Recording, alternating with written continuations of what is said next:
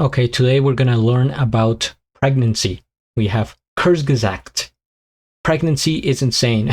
I had like a aneurysm while trying to say the title. Pregnancy is insane. There's so many, components, things that go into it, exterior wise, interior wise, and anatomically. So let's dive into the education here. Grab some popcorn, fill up your water, put your headphones on, and we begin. Pregnancy is a hardcore sci-fi epic of war, peace, and compromise. Babies are basically very cute tumours that grow a completely new organ inside a different human.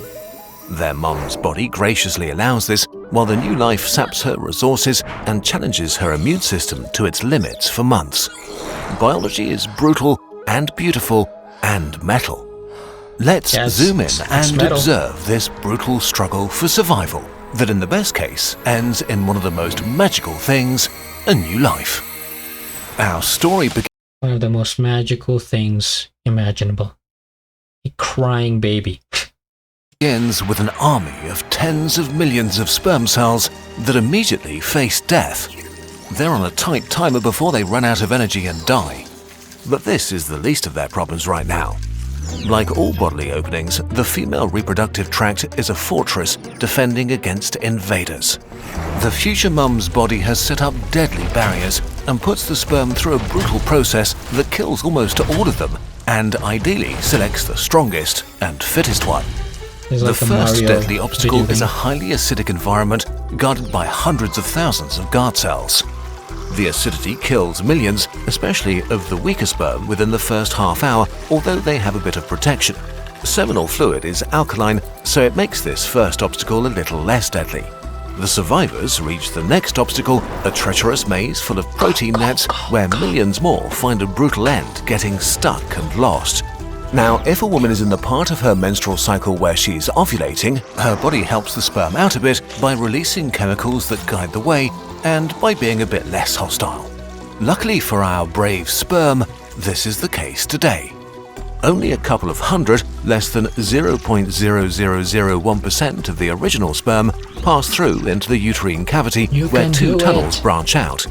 Here, mucus helps transport the stronger sperm to move on while weeding out the weaker ones. The mum's immune cells pick off and devour every cell that trails behind or takes the wrong turn. And then, finally, maybe just a few dozen sperm reach their goal, the mighty giant egg. 10,000 times bigger than them, it's an industrial... The final boss of pregnancy, the giant egg. The mighty giant egg. 10,000 times bigger than them, it's an industrial-scale monster loaded with nutrients and nearly 100,000 mitochondria, the powerhouse of the cell, 50 times more than an average cell. But the egg is not easily conquered. The survivors get closer and try to get in until the egg decides to accept a single one of them. The genes of two individuals merge.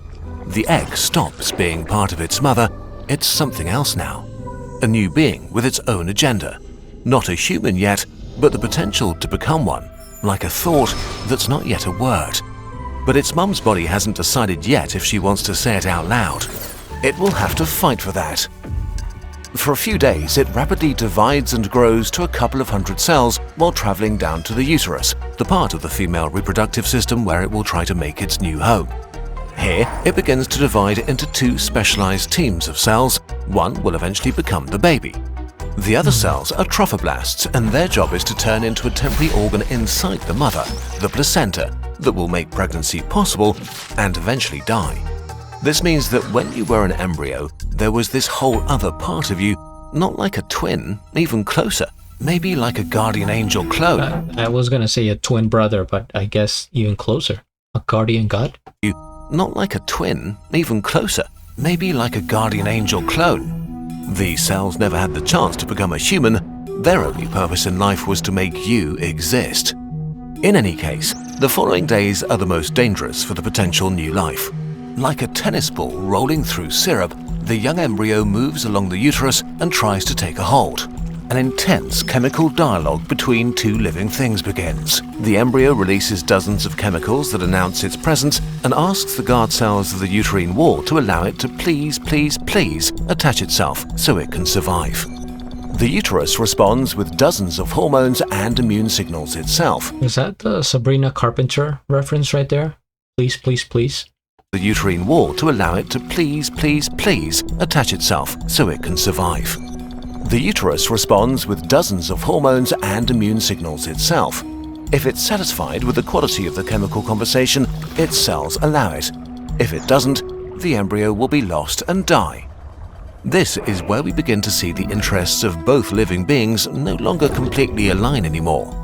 Pregnancy is a huge energy investment, so the mother's body will eject the embryo if it doesn't see it as viable. The embryo, on the other hand, faces a life and death situation and tries to stay alive at any price. So it's not asking politely, but deploying thousands of infiltration units, bubbles filled with genetic material, kind of like a human virus. They sort of invade the uterine cells and try to brainwash them, so they help it attach itself rather than rejecting it. During this time, one of the weirdest features of pregnancy occurs. The uterus provides uterine milk, not real milk, but a clear fluid filled with nutrients and hormones that the young embryo sucks up hungrily to gain additional energy until it gets inside. If the embryo is allowed in, the implantation was successful, the first critical hurdle. The next step is to reach the blood vessels of its mother, the only way to survive if it doesn't want to starve. The trophoblasts begin to clone themselves on a massive scale and turn into different specialists.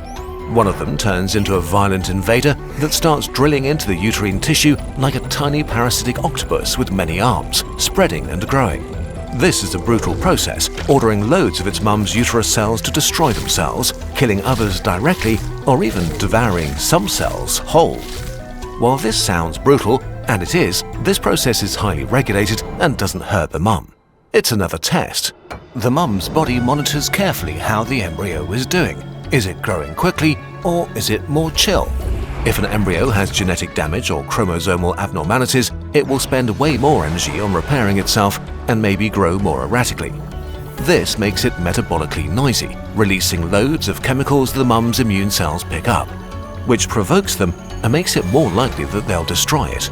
On the other hand, if the embryo is weak, it's metabolically too quiet and the mum will stop talking to it, which also ends the pregnancy.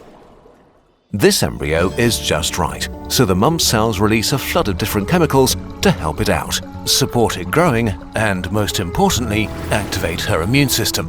Usually this would be very bad. The immune system kills everything that's not part of the mum's body, and this embryo is clearly not part of her. But the immune cells of the uterus surround the embryo and start helping it, guiding the trophoblast to grow further. They create a physical and chemical safe zone that tells dangerous immune cells like T cells to stay away. The embryo has its own motives and doesn't want to rely on it. The embryo has its own bodyguard army. Cells like T cells to stay away. The embryo has its own motives and doesn't want to rely on its mother's goodwill alone, so defensive trophoblasts send out signals that kill her immune cells if they get too close and could start attacking it. Hundreds of cells go even further and leave the embryo behind. They spread all across the mum's body, entering organs, even the brain. We don't know what all of these cells are doing, but we think that they're probably telling her immune system that the embryo is not to be attacked, that it should be left alone or even protected. These cells may stay inside the mother for years or even decades. It's likely that parts of you are still in your mother. Around 8 weeks after the egg was fertilized, the transition from the embryo to fetus begins. The size of an olive, its organs begin to form, and it turns from a blob into something vaguely human-like. Is there a clear point where a clump of cells becomes a human? Not really. It's a fluid transition, and every society and person, be it morally or legally, marks this moment differently.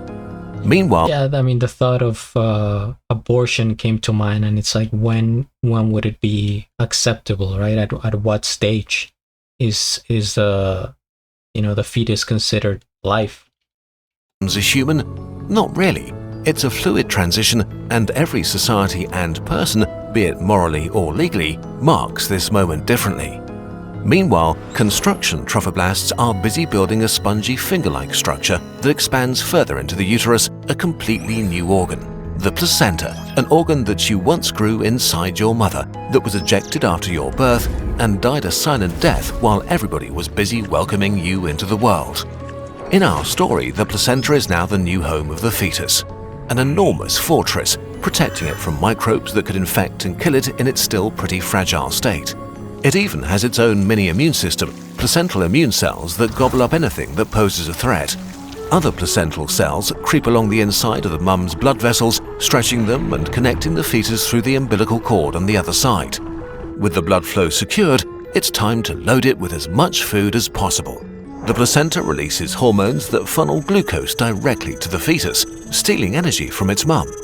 If the fetus goes too far and asks too much, this can sometimes lead to gestational diabetes for the mum during the pregnancy, starving her body of energy. The mother's body is trying to support the new life, but not at the cost of her own survival. In a sense, the mother's genes inside the fetus still have a stronger allegiance to her than to the new being, but its father's genes don't. They want the fetus to survive at all costs. So while there's a sort of fragile peace between both parties, it is just that. Their interests are not perfectly aligned, and both sides have to deal with that. In the next few months, the fetus will increase its weight over 1 billion times, which demands a staggering amount of energy and cooperation.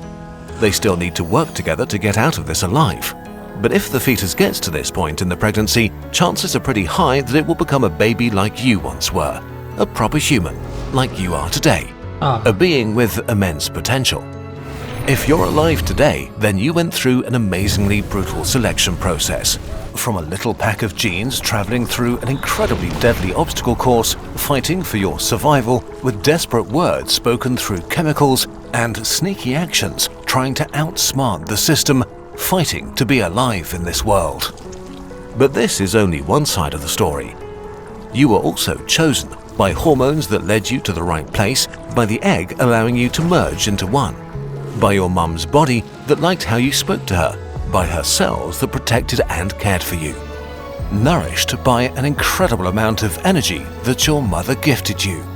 Our biology is a brutal, unforgiving, but necessary part of the greatest wonder there is, the creation of new life, of you, of all of us. Kids fill us. And that's why you should call your mother. Okay, first things first, we hit the like. I am subscribed and I have a link of the original video down in the description below. There are worlds inside worlds.